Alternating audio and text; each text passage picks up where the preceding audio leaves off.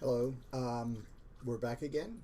We are continuing in the chapter 2 lecture. So the first part dealt with Hesiod's theogony and a little bit of the historical background of Greece at the time that Hesiod would have been composing, and sort of the period before when he was composing, the heroic period of Greece. Now we're going to be looking at a theoretical way of looking at myth, and then we're going to be looking at a comparison with Genesis, and then we'll be looking at a couple of modern instances of how myth gets used. So, Maurizio has a theoretical lens to look at myth in each chapter, from chapter 2 on. And the theoretical lens that she's looking at in this chapter is from a man named Bronislaw Malinowski. So,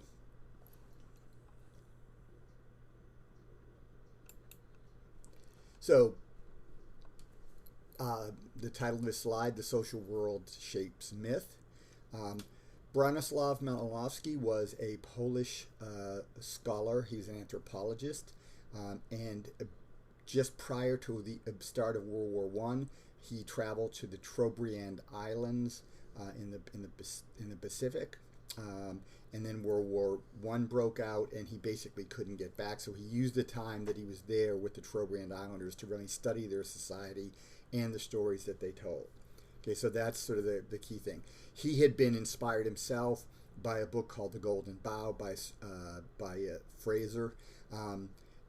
But the thing was, Fraser just looked at myth as literature. In a sense, what we're doing is we're not doing any field work. And Malinowski felt that that was incorrect, that you needed to do field work, you needed to be to meet the people and hear them and so forth. So Malinowski placed the myths within the social context. So for Malinowski, myths only really make sense within the society that produces the myths.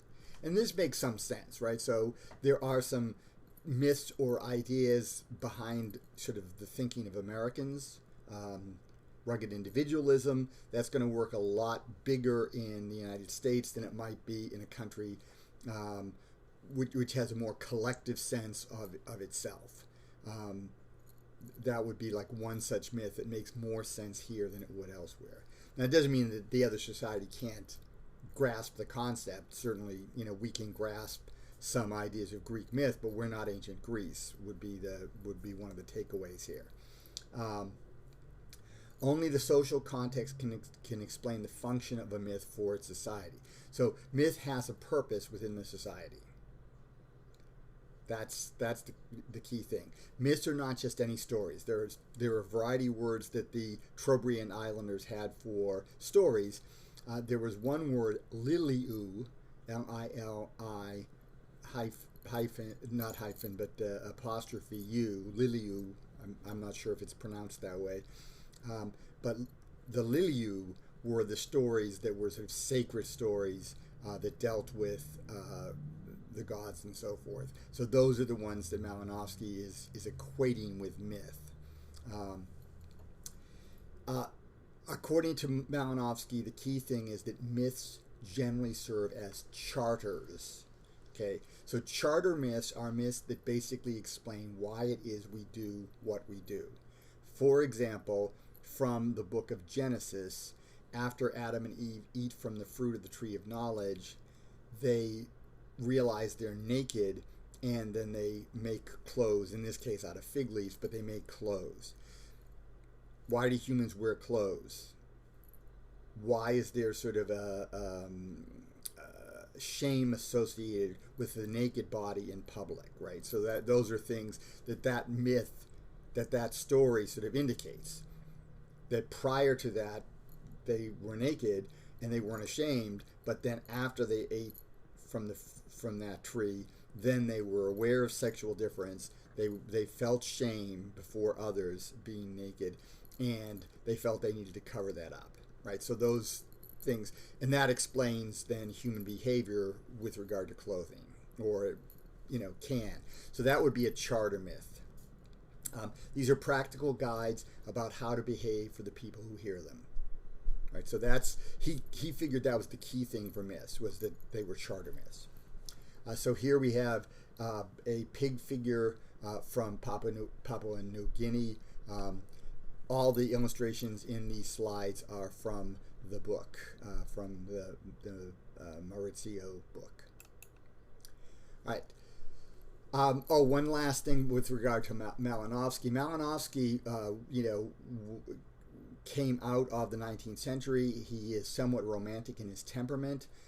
He does seem to have felt that European culture was better than these primitive cultures, even though, of course, he liked the Trobriand Islanders.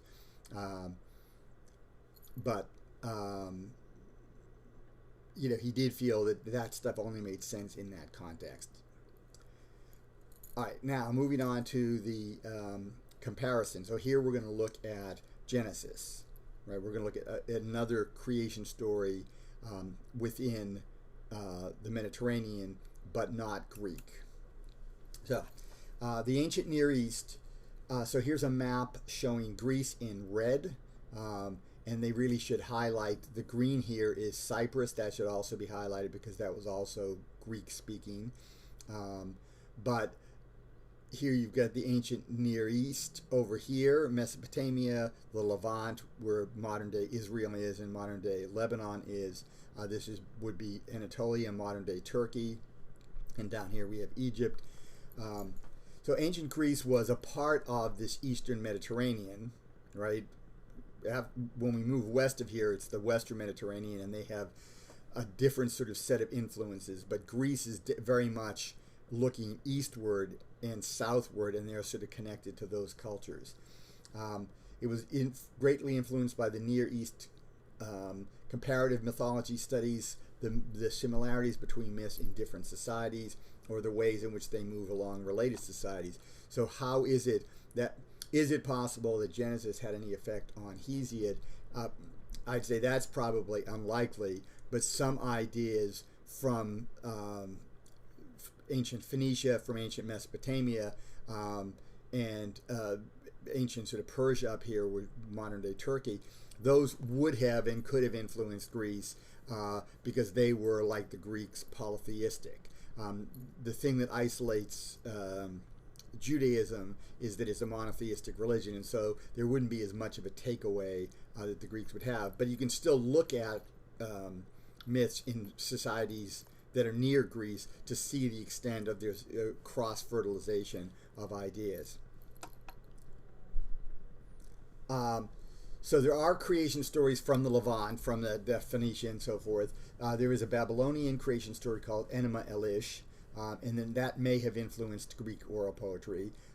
We don't have in the book instances of Enuma Elish, but you could certainly look up that on Google, and I bet you could find a summary of it, probably through Wikipedia, but also likely a translation of what we have of Enuma Elish. So that would be up to you, but you could do that.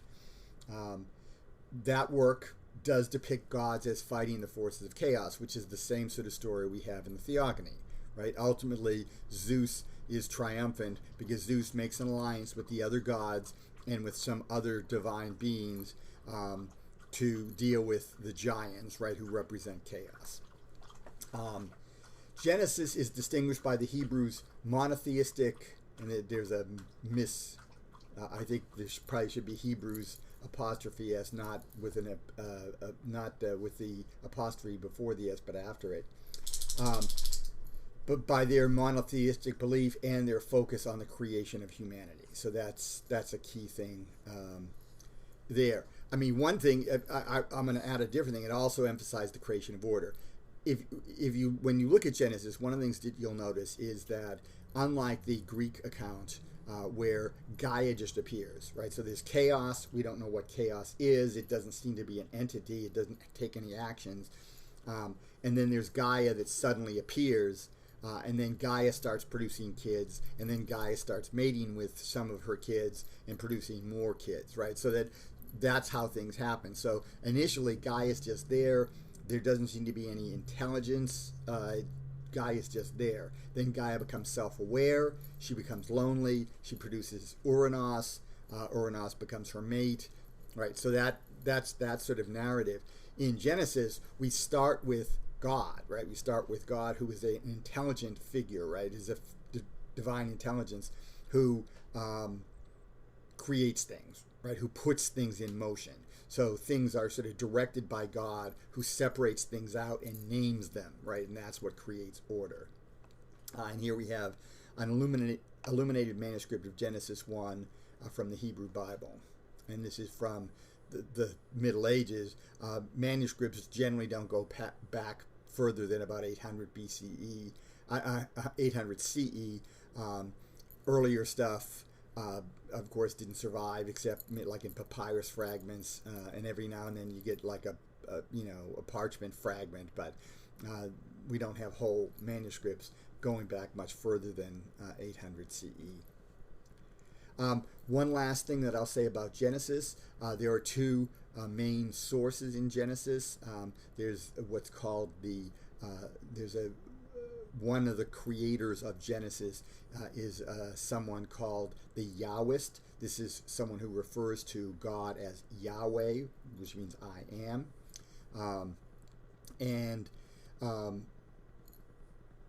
There's also the Elohist, who refers to God as Elohim, which is a plural noun. It's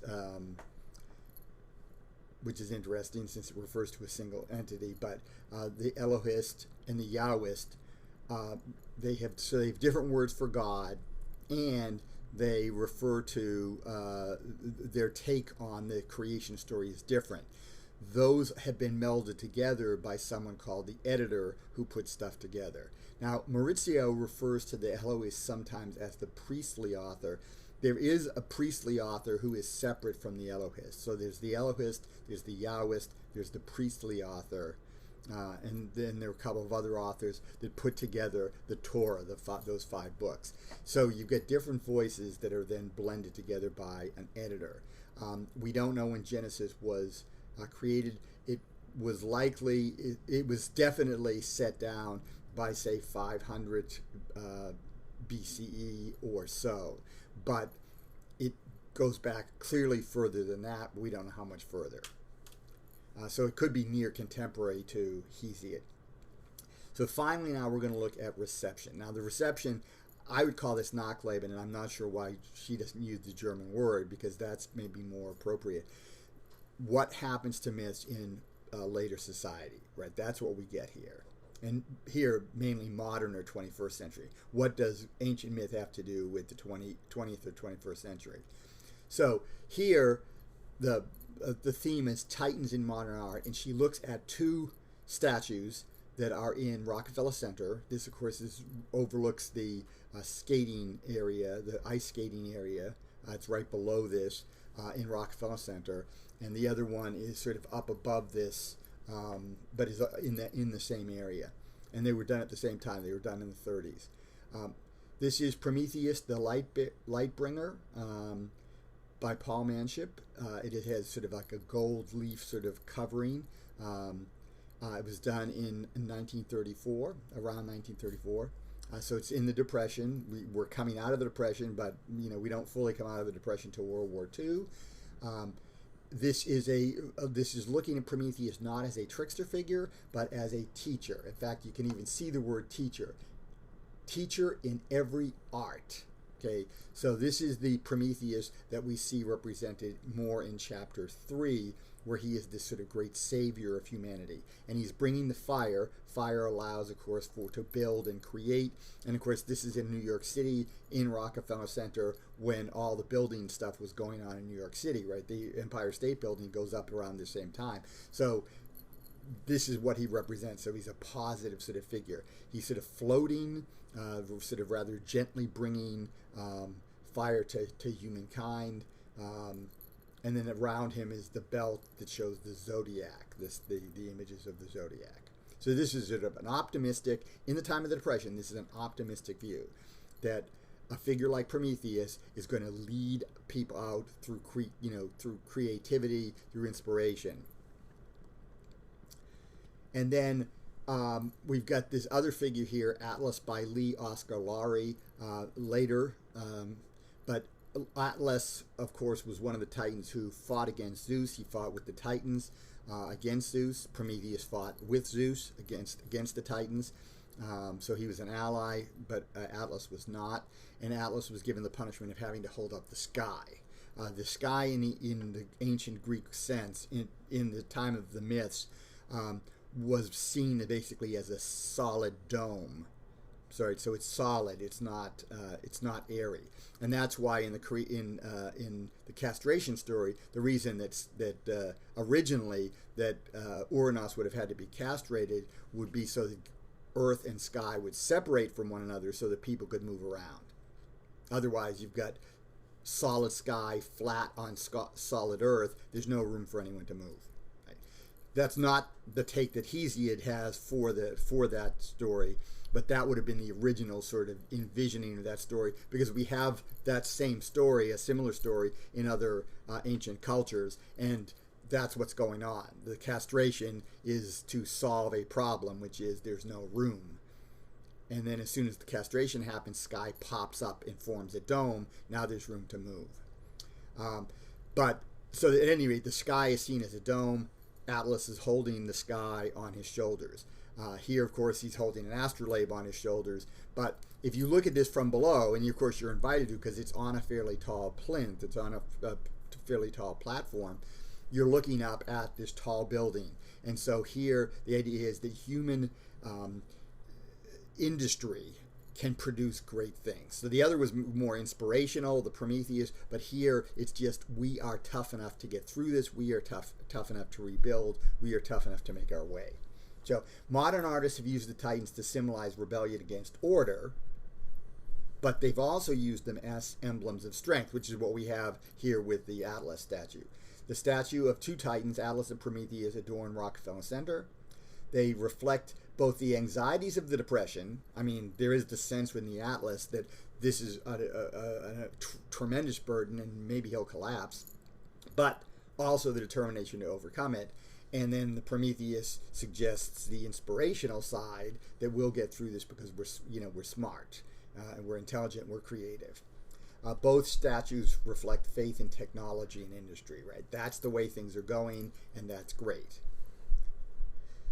So that ends chapter 2, and I'll see you again for chapter 3, which is about Zeus and Hera. And we'll also see Prometheus again, and the Prometheus will be a more positive Prometheus than we saw in the Theogony.